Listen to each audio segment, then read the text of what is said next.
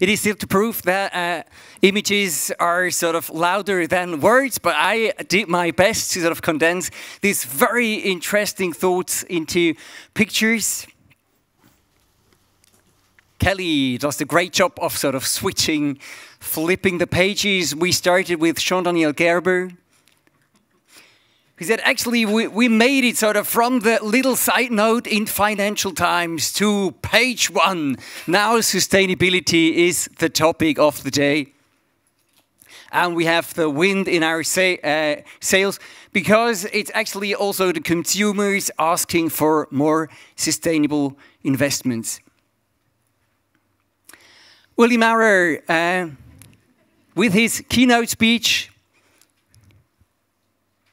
said actually we are in a very good position already. We provide quality, we provide sustainability, but with the term sustainability, sort of what is that exactly? And then he provided a definition and he went through so quickly that I was left with blanks here. Sort of, I'm sorry for that. I'll sort of improve on that.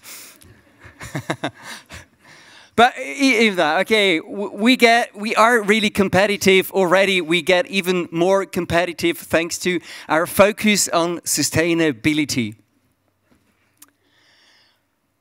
Now, for sort of the innovative startups, Best Smile, who is sort of the control tower for traffic, hoping for a quick change that it goes even faster than from sort of horse carriages to cars, that it goes from sort of individual fleets, individual cars to fleets.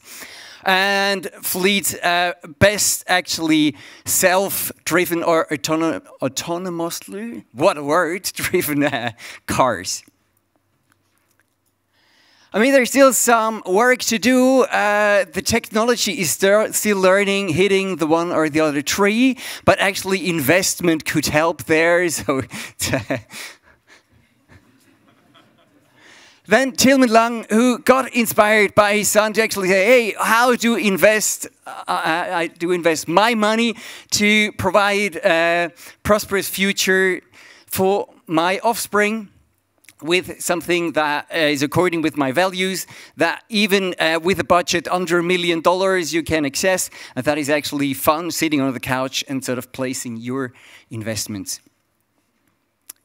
And then, in terms of transparency, looking at the sustainable funds, and as you sort of pull away the blanket, you think, a sustainable McDonald's, what is it doing in that fund? So, and with his portfolio, he has a bit more Paris-compliant offering with full transparency. And they're monitoring a sort of 3 dimensions. It's 35, something you even can't draw. It's so dimensional that sort of takes care of how do they deal with nature and climate, an ongoing process. And actually, you're sort of part of this. You're not just investing, you're deciding through an app. And it's also remarkable that they can win 5,000 users. And I thought, 5,000 people, how could I illustrate that? And I thought, this is about the amount of people that fits on that cruise ship.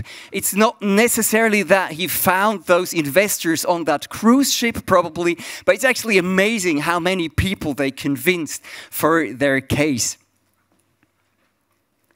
And then Skypo, with something that looks like actually you wouldn't expect it to fly, but it doesn't just even fly, it produces energy when flying. Isn't that amazing?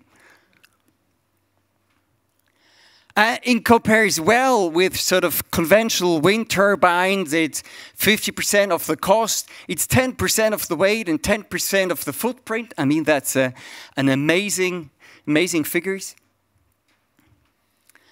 And even they are still learning, making it sort of, and so from screen size, it goes to skyscraper size. We're really looking forward to see the bigger versions of that.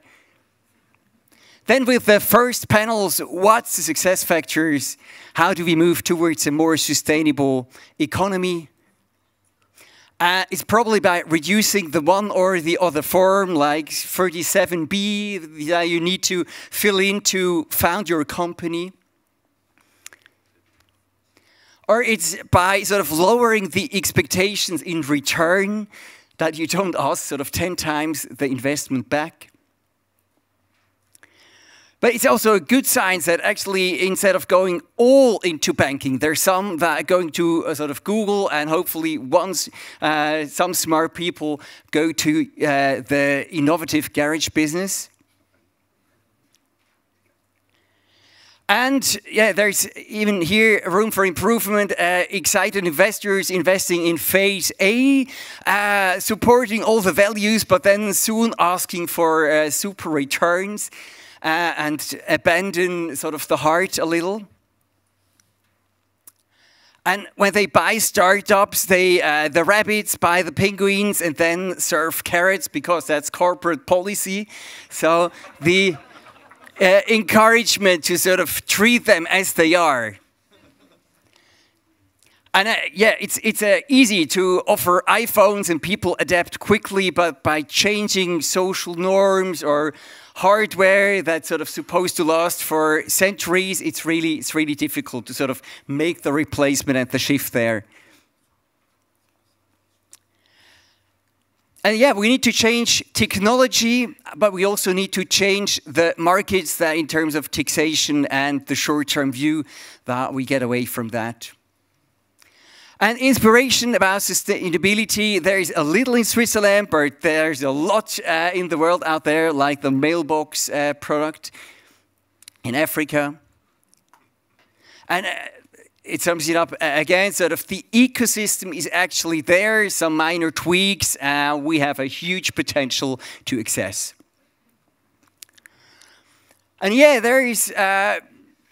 I think for the Swiss startup, the chance to aim a little higher, to really scale it worldwide, and yeah, stand up after a crash and try again, try better.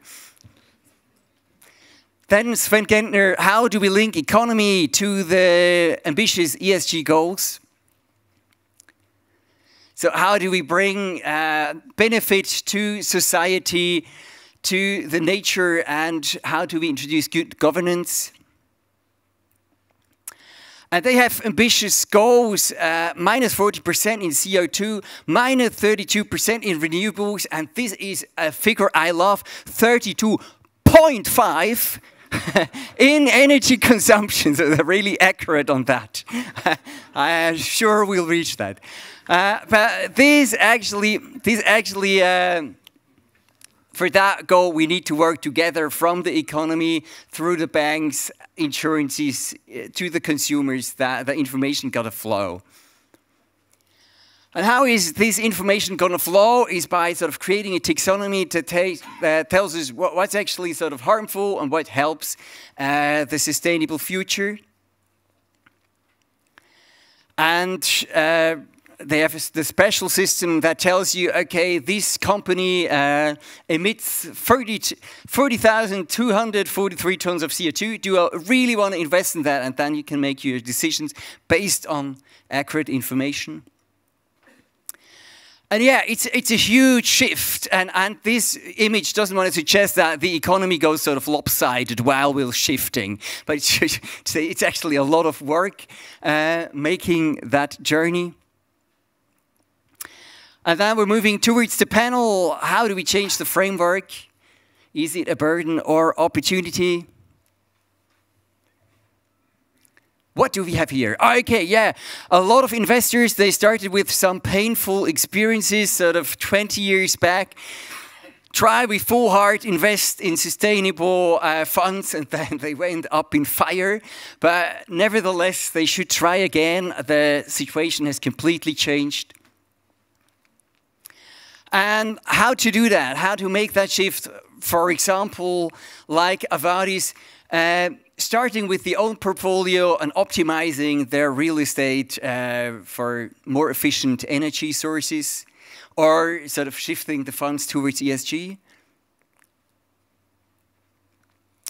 Or by making legislation sort of the night shift at the EU Parliament or Commission, that sort of, yeah, do we want to go for the economy or for sustainability? I hope they can win both in that process.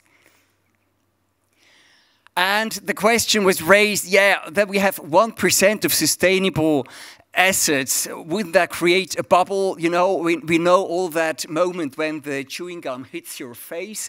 We want to avoid that by all means. But the answer is, yeah, the sustainable is not just the purest of the pure. It's also in cement. They're sort of leaders that set new standards there.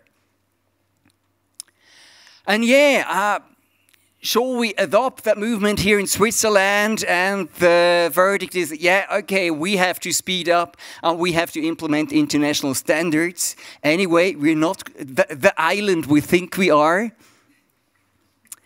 And bringing more transparency, I think that really helps making well-informed decisions. So this is the fund scanner you see at the airports with some minor software update. Yeah, but even if you have all the information, you need to decide yourself which funds you're going to buy. And I think it's actually worth thinking a bit about the future. I think society today seems like a bit the squirrel. So what do I care about winter? Let's have the party now. Let's eat up all the nuts. And I don't hope we're there sort of in 100 years' time saying, oh, we should have saved more or thought of the environment. And yeah, speaking about sort of in 100 years' time, or in 95 years' time, when Swiss sustainable finance will celebrate their 100th anniversary, I won't be drawing then probably, but I hope Swiss sustainable finance is still there celebrating and looking at a world that is highly sustainable and a joy to live in. Thank you very much.